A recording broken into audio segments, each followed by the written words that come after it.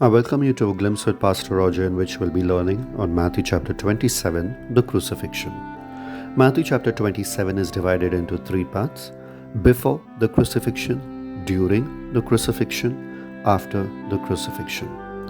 Before the crucifixion. This part is divided into three parts as well: the tragedy, in which we see Judas Iscariot, he hangs himself and commits suicide for betraying Jesus.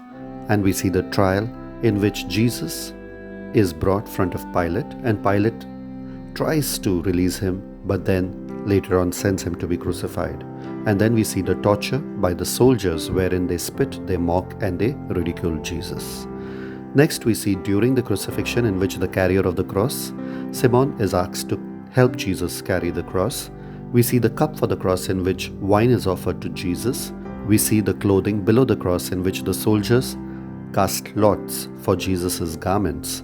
Then we see the citation or the name plate of the cross, in which it is written, Jesus of Nazareth, the King of Jews. Then we see the criminals besides the cross. We know that Jesus was crucified between criminals. Then we see the contempt at the cross, or the insults, wherein people hurl insults at Jesus Christ, and also the chief priests hurl insults at Jesus Christ. And then we see the cloud covering the cross, where at 12 o'clock noon there was a dark cloud over the cross, and it was completely dark.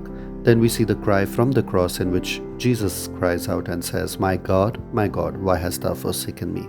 And finally we see the cessation on the cross, in which Jesus gives up his spirit and dies. And then we see after the crucifixion, the heavenly action, wherein the veil of the temple is torn into two halves. There's a great earthquake, the rocks rumble, and also the tombs are open, and many are resurrected from the dead.